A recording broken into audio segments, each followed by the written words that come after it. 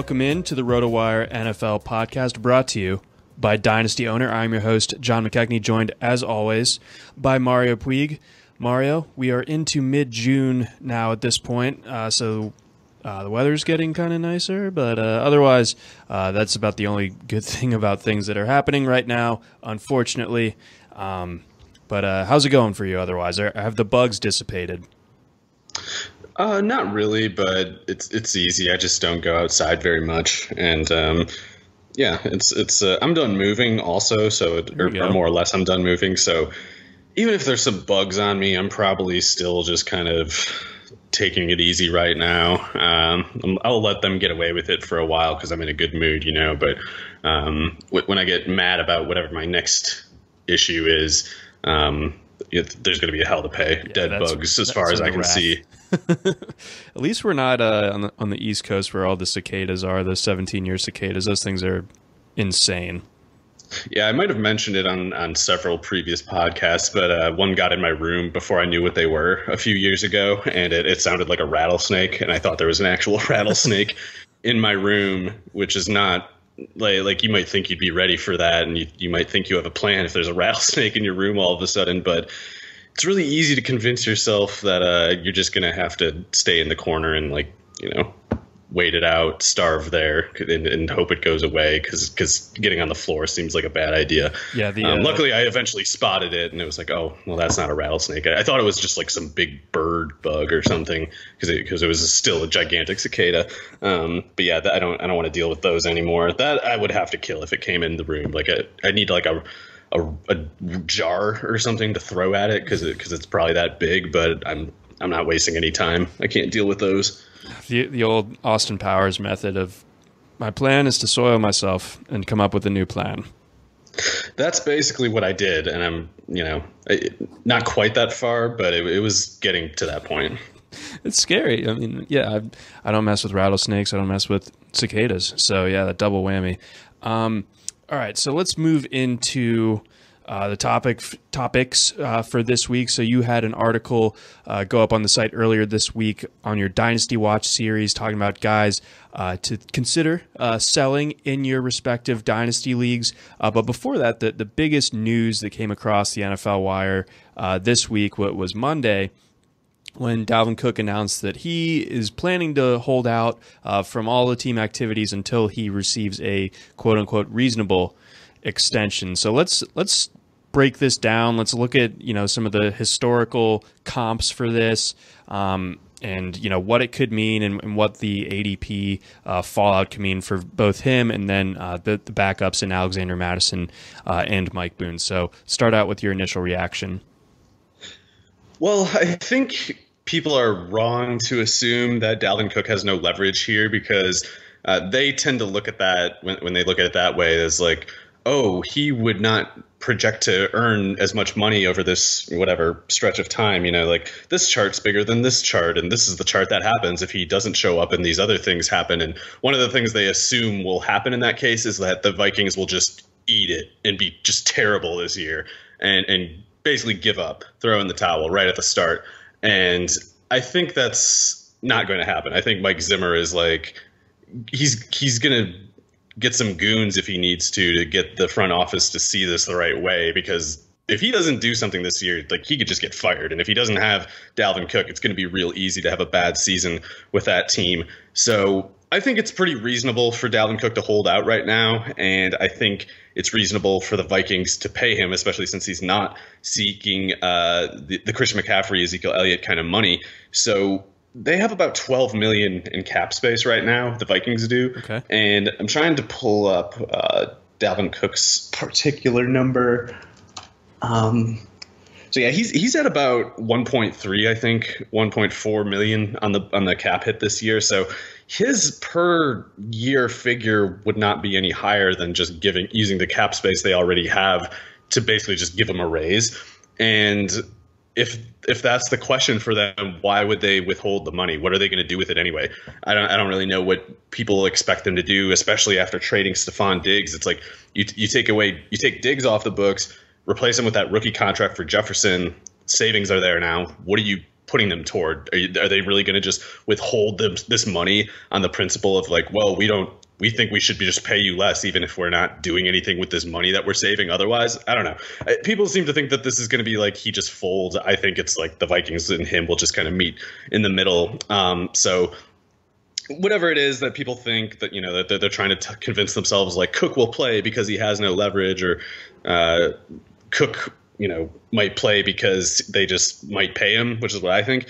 I think it's wrong to assume that Madison is going to lead that backfield. And even if Cook were out, even if he were holding out this year, I think I don't know. Madison is probably overrated by people right now. I think I was too low on him as a prospect. I thought he was basically like a round 5 or round 6 kind of player. They took him with one of the last few picks in round 3, so it's like we could think of him as a 4th round pick almost, and that was a reasonable place to take him. But it's also not safely distinguished from Mike Boone.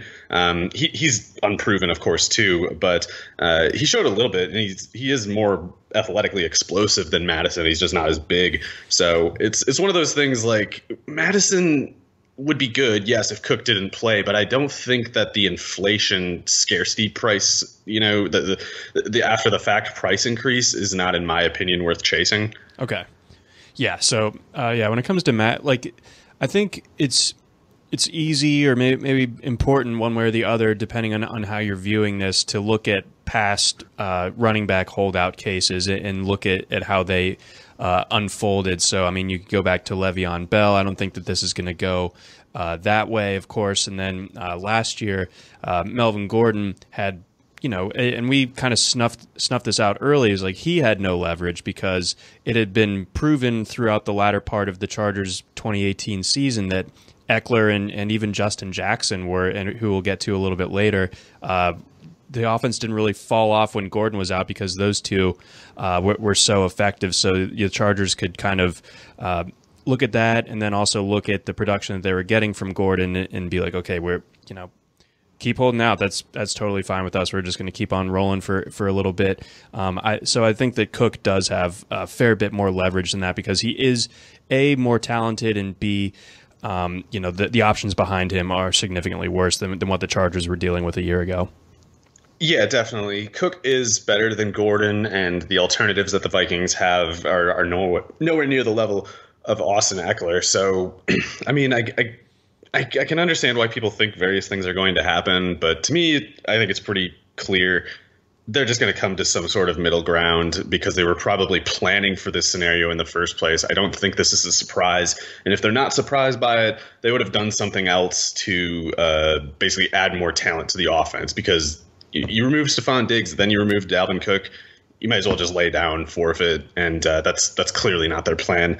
So I would just draft Cook basically where you would otherwise, and he's a guy you could have valid injury concerns about. Like, you don't need to fixate on the holdout to convince yourself to maybe take a receiver instead of him or some other running back. I don't know, but if he's on the field, he's one of the rarest talents at running back, and definitely he's in that sort of Fred Taylor category already, where it's like the injuries just suck, and no matter what we do, we won't be able to anticipate them, or you won't be able to cash in on his talents without incurring some of that risk, obviously. But when he is on the field, there's just not very many people who can do what he does. No, he's absolutely special. I totally agree there. I'm still surprised that he fell as far as he did in his draft back in 2017.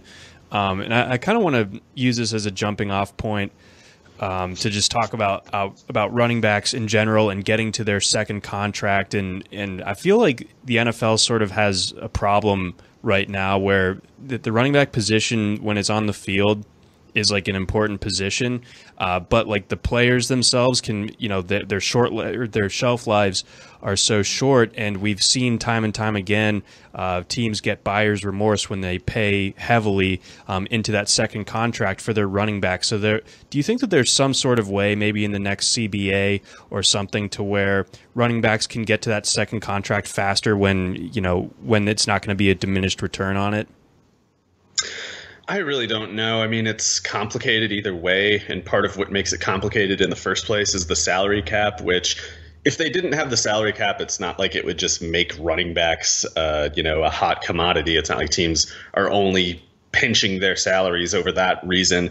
But it would just create more opportunities for kind of bidding to happen, and like it would make the scarcity, I think, more drastic, especially in a case of a talent like Cooks, because it's like it's not going to do anything for the average running back free agent, and even with Cook, he still, no matter what, he will not get paid what he's basically deserved to be paid. But if he's out there, and like if some team is just loaded, they're already going all in, and there was not a cap, to keep them from spending more, wouldn't they just spend that money, having already spent as much as they did, to assure make that much more certain the sort of outcome that they were already spending in pursuit of? And I think a case like that, it's like Cook could kind of have one of those contracts where it's almost like Kirk Cousins' contract, where it's like the team knows they're overpaying, but they're like, whatever, we think this is going to get us a win, so we're just going to do it. Even yeah, it's one thing to frame a cost to someone as just here's what the typical market rate is on this past examples of this thing, and it's another to view the cost as coming with a relatively certain outcome that you just don't get toward normally. It's like you start to not really think about the cost in those cases, and running backs don't get that scenario the way like NBA max contract kind of stuff can be. There's like those loopholes in there, and then of course baseball doesn't have anything. So I think that's one thing working against them. But yeah, it's just a unique labor setup, because a lot of people will try to make the ideologically driven case that running backs don't matter because the function is like illegitimate and the talent is not valid. And I think what they're doing is they're mistaking the high expiration rate of running backs for an absence of value and utility in the first place. It's not that, and they're wrong, because it's not that running backs aren't useful. It's like if you've never seen a star running back in the NFL and seen the way that they can just kind of take over a game, change the complexion of an entire team, then you just don't really understand football. Like you might be good at balancing budgets or something like that, but you don't grasp the inner workings that lead to those outcomes. So you should stop talking about them. But it's like the scarcity, or sorry, it's not that they're dispensable. It's that they break so fast that it makes it rationally. It makes it rational to be scared to ever put money on them, because it's like it's the demonstrated highest risk of losing the money. So it's like they almost need their own pay scale or something. Yes, they need like what I'm talking about. They need their own running backs like guild, and they need hazard pay of some kind. And it's just like the nature of the running back position and the beating that it takes. There's no way to make a free market structure that'll pay them what they're worth and what they deserve, more importantly, because the nature of their work makes it perilous for them to stay healthy, and so you use that basis to not pay them. But it's not that it's not like Todd Gurley at his peak wasn't worth the money that he got in his contract. It's that his knee went bust after that. It's mistaking the danger of the position for the disposability of the position, and it's, in my opinion, actually a pretty warped worldview and has pretty toxic moral implications. Yeah, I mean, I think you summed it up really, really well there, and I especially liked what you were talking about, where it's like the way that running back functions, relative to the rest of the positions in football, and the physicality that and the just beating that position that's inherent to that position. It just pretends to that shorter shelf life. And I think Todd Gurley is that perfect example, where you're talking about what a star running back does to take over games. I mean, you look at 2017, you look at 2018, when the Rams were really rolling on offense, and Gurley was such a huge part of that. Then you look at the end of 2018, the end of their bid at a Super Bowl, and then this past year where he just wasn't the same guy. And it shows you both sides of the coin of how much of a help to an offense a dominant running back can be, but also the perils of sinking a lot of cost into it. So yeah, I would just like to see a way where running backs were able to make their max amount of money for the value that they're providing to a team sooner, so they could, in a way, they won't have to get to that holdout going into their fourth season to get what they deserve, because they're already, putting out maybe their peak outputs in those first 2-3 seasons. Yeah, I really don't know what the solution would be, and there basically is none. There are things that could be done to give those running backs what they deserve, though, and the problem is there's no political interest in doing it because there aren't that many running backs relative to other players, and certainly the owners are always eager to co-opt any sort of analysis that will say, like, you should actually pay the players less. Like, oh wow, Jerry Jones here. Guess what? Running backs don't matter. It's like, oh, nice work, guys. Yeah, nice work. So whatever. I wish people would be a little bit more clear-eyed and more self-aware of kind of like their motives and the motives of these institutions when they consider these value-based calculations on things, because I think it's in their nature to just look at everything as a spreadsheet and not like actual people. But it's like running backs are kind of the migrant workers of the NFL economy. It's just like they have no rights, and the other workers are happy to see them demonized because it's more for them afterward, basically. Yeah, totally. And, it's interesting. You can kind of see the ripple effects a little bit further down the road here at like the high school recruiting and college level. Like I remember in the class of 2019, so this past recruiting cycle, Quavaris Couch, he ended up committing to Tennessee, and he was a pretty high recruit, top 100 type recruit.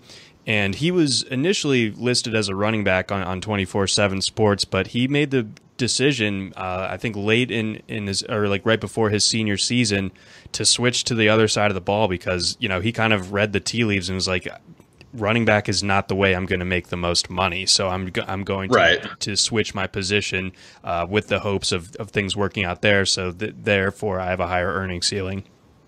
Yeah, definitely. And it's going to be one of those things where probably there's going to be a little bit of a talent departure from the position, but I don't know. It's one of those things. There's always going to be some talented guy who steps in too. So I hope that people don't look at like the increasing size and athleticism that's about to happen at like whatever linebacker and defensive end and corner and safety and use it as a enduring justification to keep paying these now lesser breed running backs less than they were ever going to get, even if they were still the Jamal Lewis's or whoever else the number one athletes probably were back then, who were put at running back instead of it's like if Jamal Lewis comes out now, he's like, I don't know, Josh Uche or something like that. Like he's not playing running back anymore. No, exactly. So yeah, there's a steer away from it. There's really interesting stuff and interesting implications coming down the road from this. So hopefully, we don't run into that like talent desert at running back, because bottom line, if I am watching a game, I do love to see a team running the hell out of the ball with a good star running back.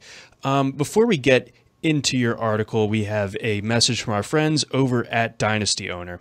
The best fantasy football leagues are those where every owner constantly pays attention, responds to trade offers, changes their lineup, and are always looking to improve their team. There is no offseason for these owners. That's who you're going against in Dynasty Owner, other elite fantasy football players who are committed to competing. Dynasty Owner is the only fantasy football platform with a patent game using actual NFL salaries and contracts. Combine this with a salary cap, elite trading options, advanced team rosters, and devoted elite owners to compete against, and you're faced with the same decisions NFL owners and general managers must make. If you're ready to take on the best, then don't miss out. Join the waitlist at dynastyowner.com. That's dynastyowner.com.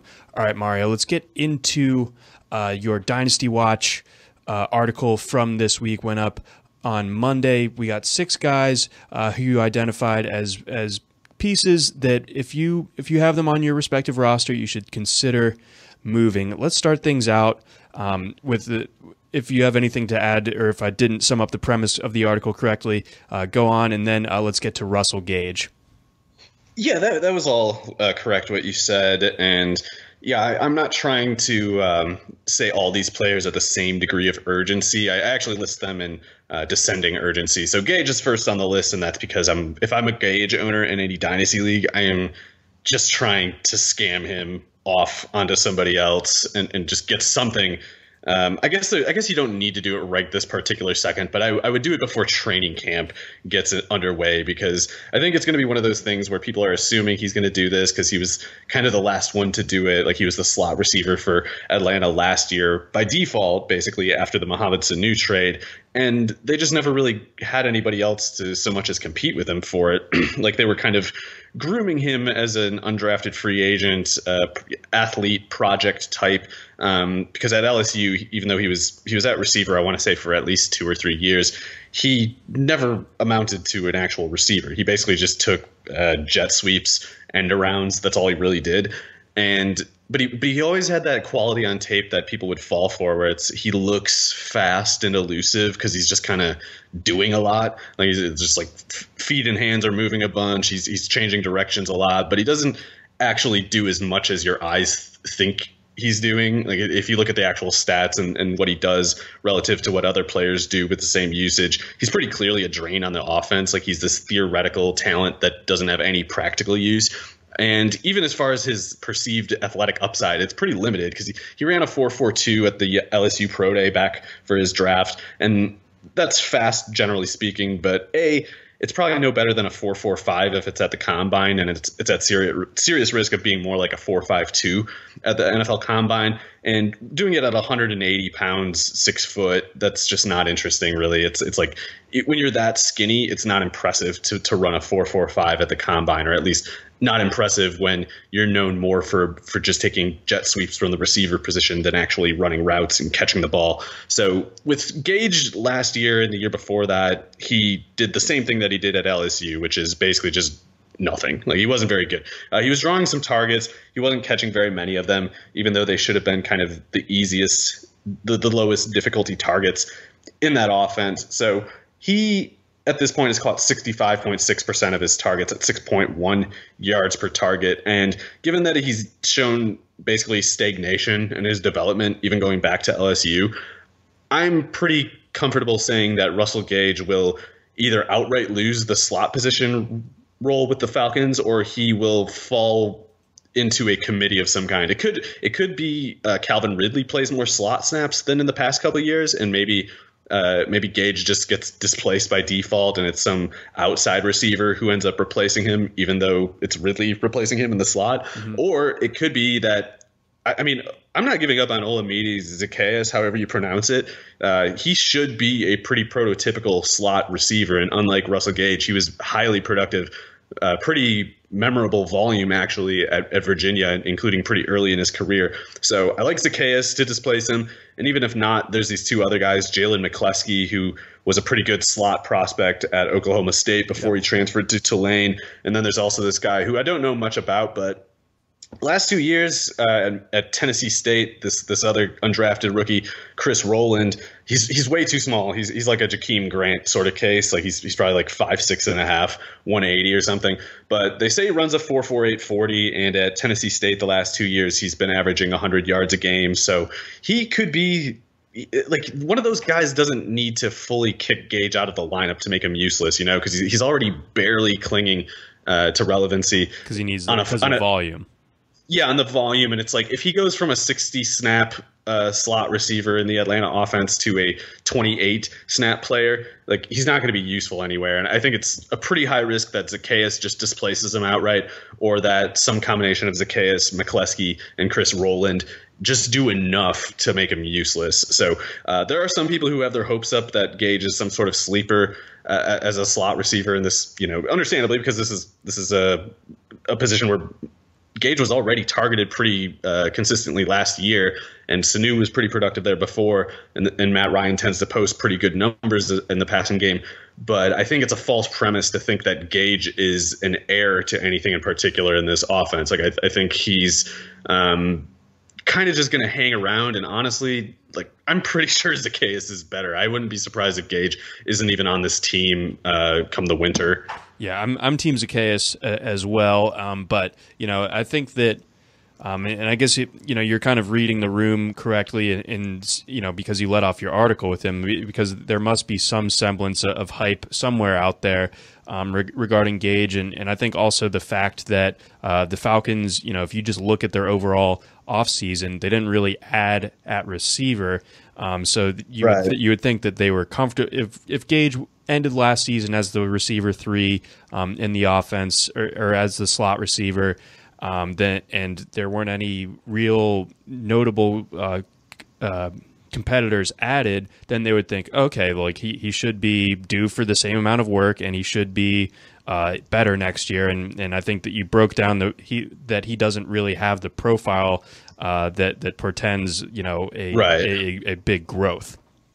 Right, and it's like if he were a better player, if he had shown more to this point, then maybe you could read it as the Falcons stuck with him because they are comfortable. I think it's more similar to the running back position. Actually, they're cap strapped, and it's not that they think Brian Hill's so great that they can't wait to go into this year with him maybe being the backup to this guy who maybe has a busted knee. It's that they didn't really have the money to do anything better, and they didn't have many draft picks either. So you hope the practice squad guy Zacchaeus gets better. You hope that Jalen McCleskey, who your Great Plains scout, still thinks he's got something, and so you sign him. And Chris Roland, your Southeast correspondent, like, I think this kid's got something, and that's the best you can do. And based on the production of those other candidates, I think we have reason to believe that Gage can't hold them off.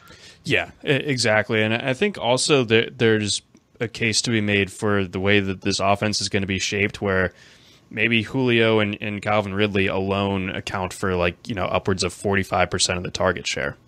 Yeah, it's going to be tough to get in on those guys, and especially if Ridley's in the slot. Like, if Ridley goes in the slot, he might draw targets at just a disgusting rate. Yeah, we kind of hit the tip of the iceberg on Ridley last week, and then we got to a fuller conversation on him, and now I'm itching to get in on a draft soon so I can start to acquire some shares, because I really do like his prospects for this year.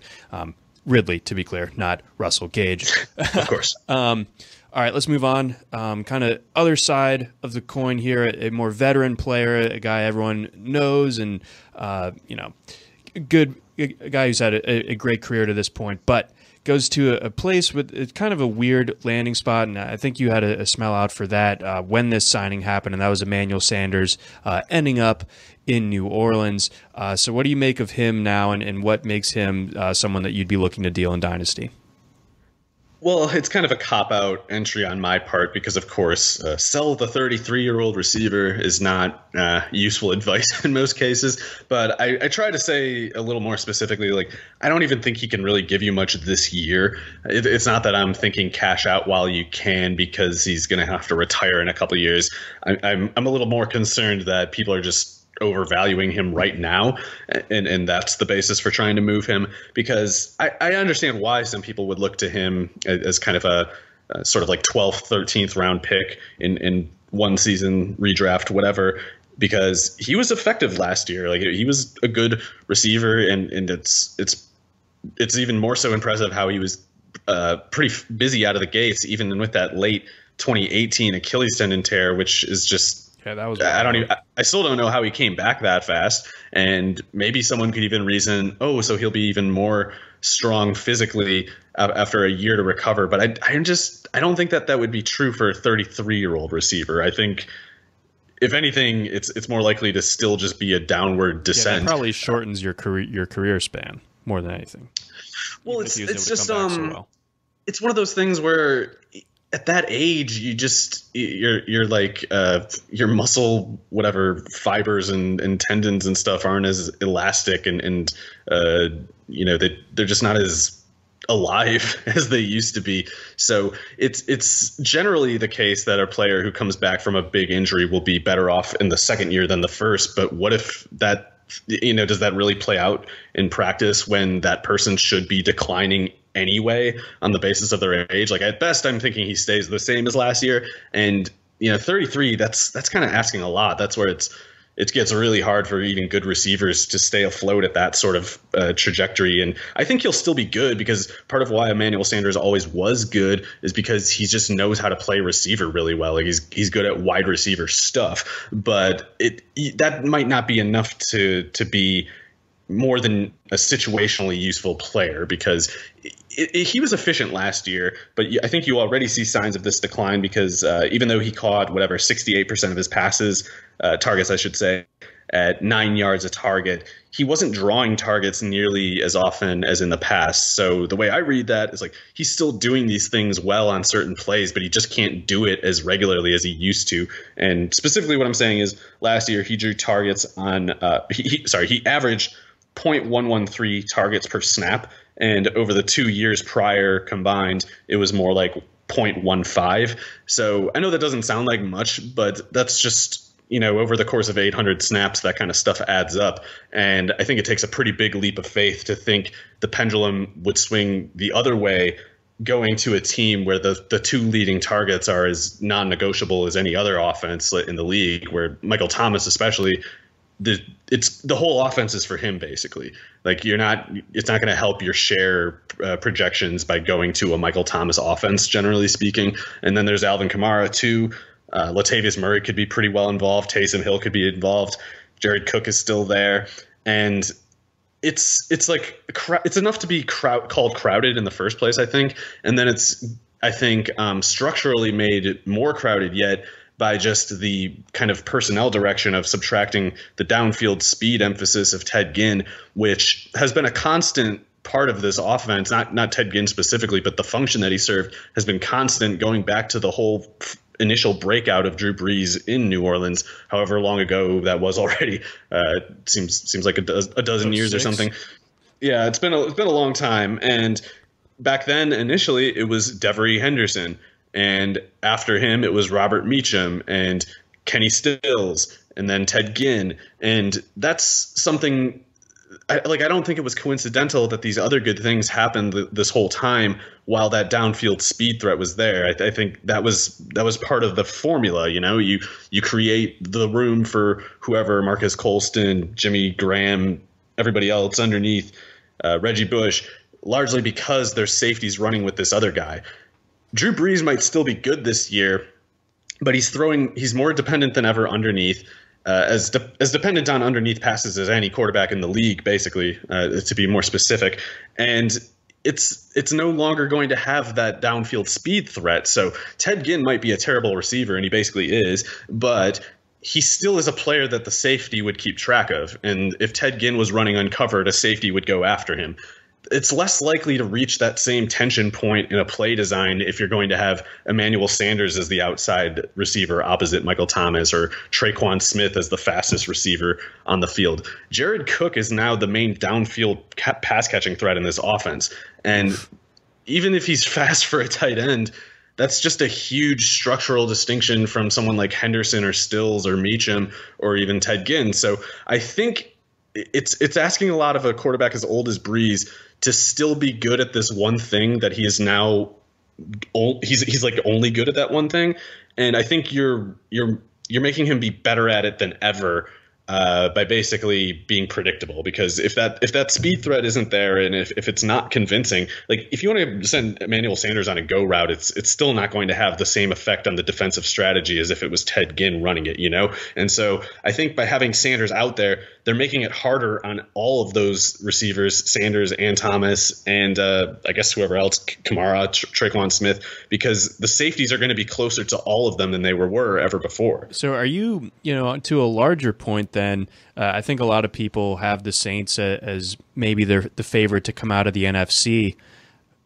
Do you feel like that, would you bet against that happening at this point because of, you laid out the case where even though Ted Ginn wasn't overly productive, he was still serving an important function of getting the defense spread out a little bit more so that Michael Thomas could work the way that he does.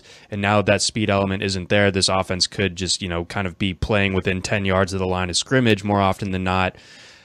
Is that, reason for concern for like a Saints win total even? I think it's not great. So I don't condemn the Saints offense as a whole quite on that basis, just because it wouldn't be surprising if they kind of rebranded as just a really highly productive rushing offense, because that offensive line should be among the best in the league. And Sean Payton's still a really creative coach. Like he's had his ups and downs, but over a time period, like he's been the head coach of the Saints, ups and downs is actually totally fine, because it shows that he's withstanding the counter adjustments. Like it shows that every time they kill him off, he still comes back later. And so you don't really want to bet against a guy like that, because even if he has to do something new, he's shown the ability to do that already.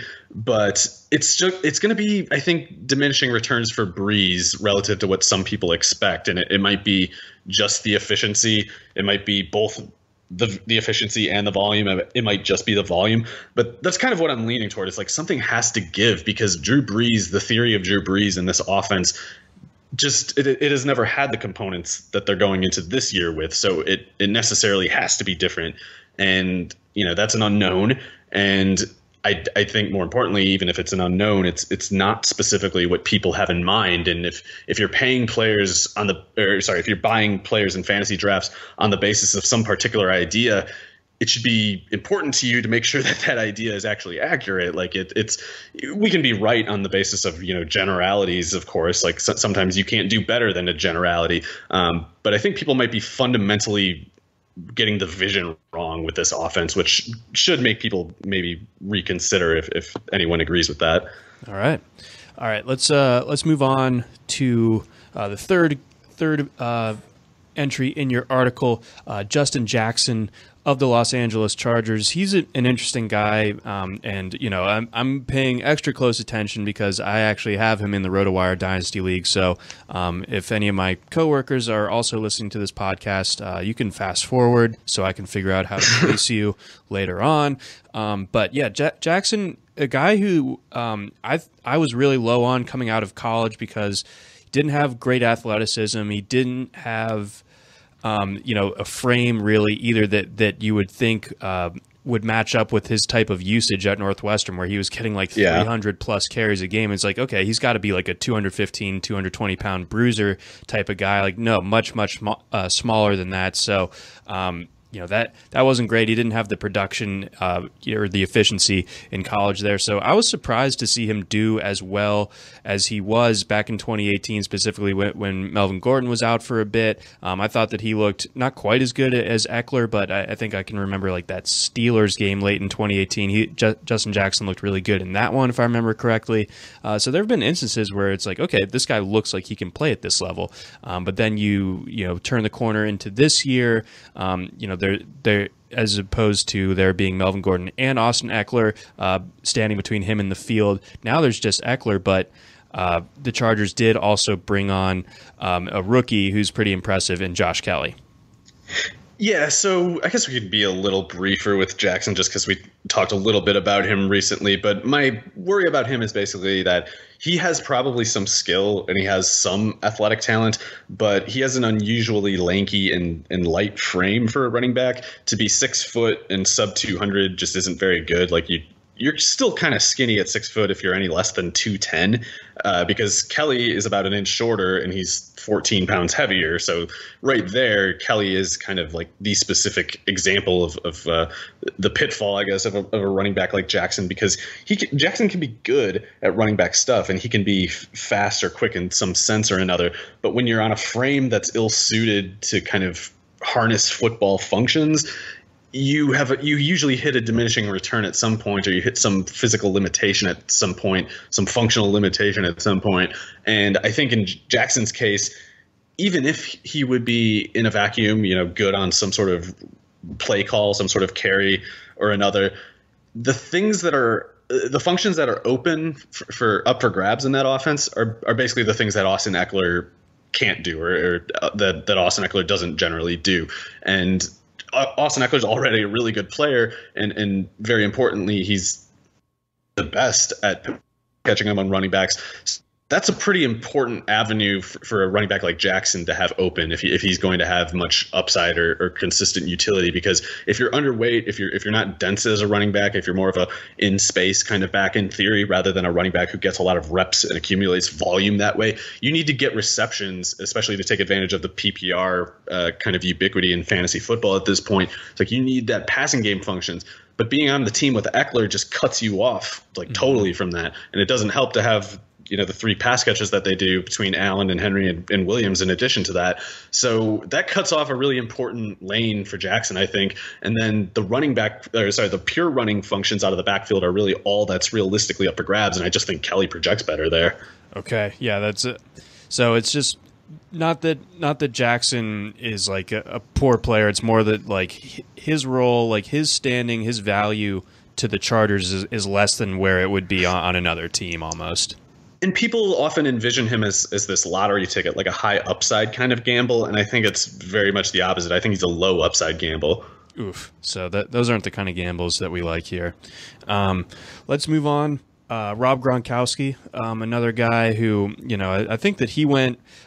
So we held our Dynasty draft before the actual NFL draft. And I think Gronk went with one of the very last picks. And it was like, cheeky. And then, oh my God, he actually is coming back to the NFL. So what do you do with him if you have him? Yeah, that was like the third to last pick or something like that. And I think it was Tim Schuler and Paul Martinez that got him. So that was a good pick. However, if I was them, I would try to sell Gronkowski right now just because there's the possibility. This is just one of those quick ones, I guess, because he's older, like Emmanuel Sanders, and the fact that he wouldn't come out of retirement except for Tampa Bay, and that Tom Brady is the condition in that case, and that at 43 years old, Tom Brady might be a condition that just disappears pretty quick. You can't really take much for granted with Gronkowski in the long term, so obviously it makes sense to sell in that sense. But some people are thinking, I think it's kind of like Sanders too, where it's Emmanuel Sanders, I should say. It's like people are probably expecting a little too much for this year even. And so Gronkowski is more like the tight end 19 or 20 for me in Dynasty. And I think it's as simple as there's a lot of people who think of him more like the tight end 10 or 12 or something, maybe even more than that, because I've seen some mainstream fantasy analysts rank him as 6th in single season, 6th tight end.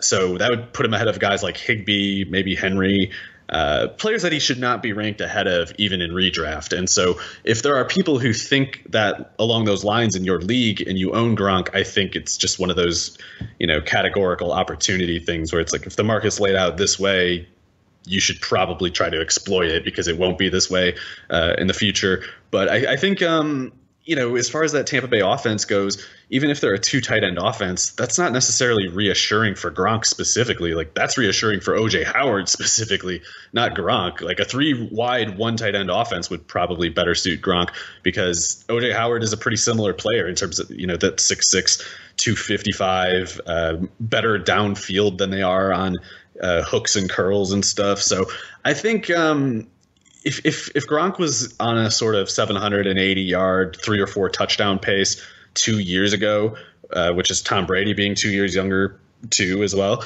I don't see how that's going to be easier for him to accumulate numbers after the time off, being 2 years older himself, and being on a team where it's Mike Evans, Chris Godwin, OJ Howard instead of Julian Edelman, Josh Gordon, and Chris Hogan. So I just think people are not thinking clearly about Gronk generally. And if some of those people are in your league, even if you don't need to move Gronk out of your lineup. You don't need to look at your starting lineup for this year. And if you're competing this year, you don't need to look at your tight end position and be like, oh my God, I got to get rid of Gronk. It's not like he's a hot potato for your particular team, but especially if you're not realistically competing this year, just sell him.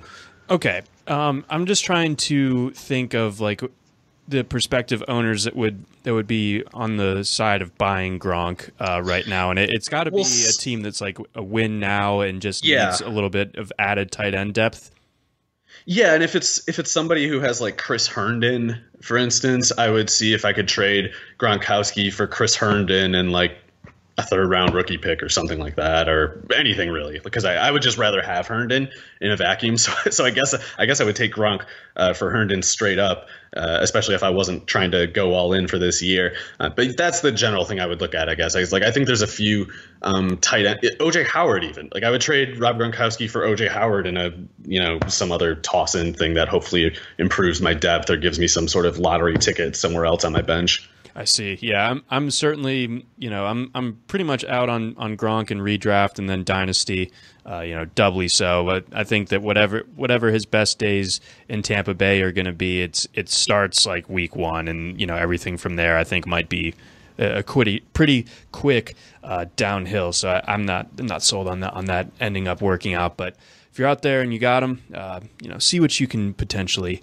get down the road for Gronk. Let's get on to a guy who, I think that these next two are probably the most interesting. For not that these other guys are uninteresting, but these are some guys that I've considered on my dynasty teams or have some interest in season long. I liked what Hunter Renfrow did a year ago in this Raiders offense. I thought that, for being a later round draft pick, I was like, well, he plays so close to the line of scrimmage. He's got really good hands. Like there's no doubt about that. Derek Carr likes to throw it short. Like this seems to work. It fits well with what is in place with the Raiders. But what gives you pause about him in the long run? Well, he was good last year. Like I don't want to take that away from him, and he's I think going to be plenty consistently involved this year too. So if you're owning Renfrow, I actually put like a much lower, urgency figure on him as opposed to one of the earlier players that we mentioned here. But I do think if I was a Renfrow owner, even if I was looking to use him this year, I would try to move him before the season is over, because I just think this year or the 2019 rookie year will actually go down as his biggest fantasy seasons with the Raiders, because there's just not theoretical room for growth that I can see anyway. And I think there were already indicators in his 2019 production that that kind of hinted that his 2019 output was pretty close to the ceiling. And especially because of things like, I don't know the exact yards after the catch that he averaged, but it was well above the league average, even though he's well below the league average as an athlete. And even though his entire Clemson career, where he was kind of the similar player at Clemson, it's like he just didn't have a big role.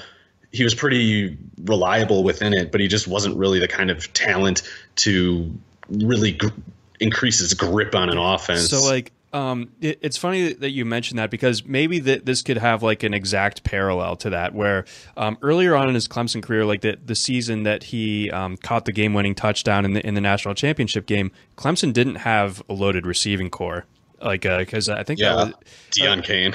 Yeah, Mike Williams was really good that year, but like there wasn't the star-studded group that was characteristic of his final 2 years at Clemson, when they had T. Higgins, when they had Justin Ross and T. Higgins back in 2018, that sort of thing. And Renfro's role was kind of phased out, and he only had such big usage in 2016 because there wasn't a ton of other options. And now we saw him have that big year last year, and now we're looking at a Raiders team that just added Henry Ruggs, that just added Brian Edwards, that has an ascending still Darren Waller. So this could end up being a very similar thing to Clemson, where it's just like they stopped needing to lean on a guy like Renfrow because they actually have legit outside options.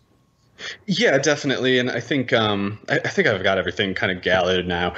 He last year, even as good as his rookie season was, his production as a starter, he wasn't truly a starter because he's just the slot receiver. Like he only plays in 3 wide, but he basically was on the bench in week 1. And then week 2, he was basically their first string slot receiver onward. And if you just take those games onward and project them over 16 games, he only comes out to 63 catches for 778 yards and 5 touchdowns, which is still like efficient, but the efficiency itself is not grounds to project volume growth, because you should actually probably project efficiency regression. To go back to that yards after the catch point, God, I hope I didn't lose it in my okay, so he was averaging 6.3. 6.3 yards after the catch per catch. And if it was precisely the league average, which I think is what we should project for a player like him, like you have grounds for projecting under the league average, I think, given what he did at Clemson and kind of how mediocre his athleticism is. But if you just project it for average, no worse than that, it still takes off 2.3 yards on all of his receptions on average and lowers his yards per target to 6.9 yards rather than the 8.5 it came out to last year. So if he regresses to the mean for yards after the catch per catch and nothing else changes about the way he was applied last year, then he doesn't, all of a sudden he's not even averaging 7 yards a target and no one cares about him. So he would either have to play more snaps, which could happen, but he's a skinny, slow slot receiver, so probably not. He's probably going to mostly play in 3 wide. So unless that happens, or unless Derek Carr throws for more yards, or unless one of these other pieces from the offense just gets subtracted, and then even then it's like, okay, you remove Tyrell Williams, congratulations, now you get to deal with Bryan Edwards. He's probably better anyway. I just don't see what would offset this likely incoming regression with Renfro's after the catch work. To be fair, he was credited with a few dropped passes that he probably won't drop in the future. But even then, you're looking at like a baseline of a catch rate in YPA similar to what Derek Carr's completion rate in YPA is. And it's just, Carr had a career year last year too. Like his completion percentage and yards per attempt were at career highs, just as his yards after the catch average jumped too. So in other words, it might specifically be Renfro's unsustainable after the catch numbers that were responsible for Carr's career year last year. And both things are likely to regress, I think, under the same basis. Well, if Henry Ruggs starts his own moving company, then maybe you can bump Hunter Renfrow. I guess I should say, though, there is a pretty decent chance that Henry Ruggs' speed does change the equation, and maybe actually Renfrow never does regress in yards after the catch per catch, because maybe he just has more room to run after the catch because Ruggs is there. But I don't know. I just think Bryan Edwards is really good. I don't know how people could believe otherwise when he basically matched the production of Deebo Samuel at South Carolina, even though he's about 2.5, 3 years younger. And I also think Lynn Bowden is pretty clearly a wide receiver. I think it actually, my little conspiracy theory or whatever is that they actually called him a running back to not hurt Hunter Renfrow's feelings. Ooh, interesting. You like that? Yeah. Whoa. No, not so much as hurt his feelings, but like to just.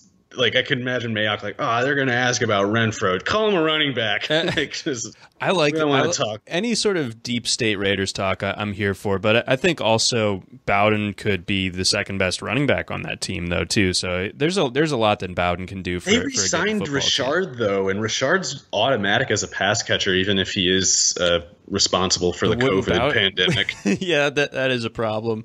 But Bowden pretty good at catching out of the backfield, too, though.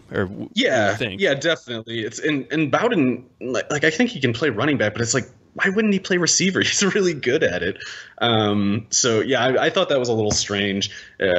I think though Bowden and Edwards by 2021 will basically force the issue, and I think probably week 9 at that point will be like no later than that will be Renfro's peak as a Raider. Okay, I think I am going to try to buy Lynn Bowden somewhere though. I'm in, regardless of his position. I was watching some of his tape and I was looking at some of his numbers before he had to play quarterback last year, and it's like he's too good at receiver to play running back. He's just too good at receiver to play running back. He's give him the. I mean, did you see the viral clip? I think it was like maybe draft weekend, but it was like a video of him in high school, and like he was basically like trapped, taking the snap from like his heels on his own goal line and like runs around, breaks like 8 tackles on route to like running like 100-yard touchdown. It was ridiculous. Yeah, I hadn't seen that, but his Kentucky tape is pretty amusing too. So, and for whatever it's worth to people at that DEA thing at his grandmother's house yesterday, strange that came up right after I posted that article, and then that came out, in the morning. I was like, did I do this? Because. I'm like, you guys, you got to sell Hunter Renfrow. This Lynn Bowden's a problem. And then they're like, DEA. arresting Lynn Bowden, but it turned out to be nothing, basically. So Lynn Bowden is not a character risk, despite whatever headlines people might have seen yesterday. That was really strange, but yeah, it didn't seem like anything really came of that. All right, let's round it out with our last player to talk about. We got Devontae Parker coming off an amazing year last year where everyone who was holding out the faith for however many years he's been in the league, this is the year he's going to break out. It happened, man. It was great. Now what? Yeah, and he is that player. It's not that it's not like I'm saying he was lucky last year. He might have been lucky in the sense that he didn't get hurt, and he got hurt basically every other year. The prior 4 years with Miami. Last year he stayed perfectly healthy, and not just that though. It was a number of other things that I think were the best case scenarios for him. Not just the best to that point in his career, but the best categorically they can be in Miami. One thing could improve there, and that's the quarterback play. Like if Parker sees fewer targets for whatever reason, and it's Tua throwing those passes instead of Fitzpatrick, that opens up the possibility that Parker's just doing that much more damage per target, and it doesn't really matter. But until Tua is starter, and also until Tua is as good of a starter as to make that possible specifically, then we're instead left in the meantime with the Dolphins getting Preston Williams back at receiver, and they're kind of the same guy. Like it's interesting that they're both in that offense because they're largely the same player, and the one who gets the work might just be the one who the defense isn't paying enough attention to that day. It's not like they're going to. It's not like Preston Williams will ever be ranked ahead of Parker in that offense, but Parker being out of the offense nonetheless set the stage for Parker to really go wild last year. Like all of his 100-yard games happened after Preston Williams tore his ACL. I want to say 5 of his 9 touchdowns were in the 8 games after Preston Williams tore his ACL. So with those things in mind, and then the fact that Preston Williams was targeted a little bit more frequently per snap, I want to say it was a 0.1 targets per snap more and 0.1 air yards more per snap than Parker. Both of them were like Parker was also upper percentiles for those things all, but Williams was still a little bit ahead of him. So Parker will probably start fast this year because Williams will presumably have some rust to shake off with that ACL that he's coming back from. But kind of like Renfrow, it's like I think Parker from week 6 or so onward will almost have to regress because Parker will increase his impact in the offense. But beyond that too, last year's conditions weren't just the absence of Preston Williams. It was the absence of a defense entirely, which kind of set the stage for these scenarios where Fitzpatrick's dropping back and chucking it at Parker over and over. Mm-hmm. They might not make those play calls in the first place with a defense that's added. I can't even remember all the people. They basically added an entire new starting defense, not the least of which being at corner with Byron Jones and Noah Igbinoghene at corner. So that's a huge change. That the safety Brandon Jones might be decent out of Texas in the 3rd round. They added Kyle Van Noy at inside/outside linebacker. They added Shaq Lawson and Emmanuel Ogbah at outside linebacker. Raekwon Davis at defensive tackle. There's just a ton more on defense on that team than last year. So they will be better on defense. They don't even need to be good to make enough of a difference that it screws with the game script formula that Parker was dependent on last year. So they could just be slightly below average and it could still meaningfully alter the whole script that Parker plays with. So that's one thing. The other thing is, that's the second thing in addition to Preston Williams. And then the third thing is the running game was a complete zero last year too. And that's not going to be the case in 2020 because Jordan Howard and Matt Breida don't even need to be good to be worlds better than especially Kalen Ballage and also Laird and Myles Gaskin. So Malcolm Perry's better than he's the 3rd best running back on that team. At least. Yeah, it's I mean, I think Laird can be fine as a pass catching specialist, but yeah, the Ballage Laird combo at running back in the running game last year, you're never going to see anything as bad as that. That was won't horrible. See anything as bad as that ever again. So all of that combined, so you're a Dolphins truther now. Dolphins winning the East? They're probably going to be a pain. I mean, they took out the Patriots. They took away their home field advantage. The Titans might have kicked off the head, but the Dolphins definitely got them on their knees beforehand, and it was they're just going to be one of those teams that you hate to see them because it's like you're expected to beat them. No one cares if you win, but they're just pests, and it's like easy to lose against them if you don't take them seriously enough. But yeah, good defense, improved running, or not good at defense, but a much better defense, a much better running game. Preston Williams back. I think last year was pretty clearly the best case scenario for Parker, but I want to be clear, he is really good, and I don't think you should feel any urgency to trade him. He's the kind of guy you should especially consider looking into his market if you're not competing this year, because some team that is a contender might tell themselves they might be willing to pay that $1.05 on the dollar, because they'll tell themselves this isn't a rental, like this is a long-term piece, and they'd basically be right, but they'd still be getting less than what they think they would. Interesting. Yeah, I'm still trying to work out where I land on the Devontae Parker question for this year, but you lay out a really good case just about how that final stretch after Williams went out last year is probably the optimal scenario, and then of course all the other factors with the run game, with the quarterback situation, with the defense, all of that on the upswing. It can't get much better. But yeah, don't sell them for peanuts or anything. Like definitely make sure you get a real nice set of assets back for him before you think of letting him go. Yeah, that definitely checks out. All right, that's going to wrap things up for this week's RotoWire NFL podcast. For Mario Puig, I'm John McKechnie. Thanks for listening. Again, this is the RotoWire NFL podcast brought to you by Dynasty Owner.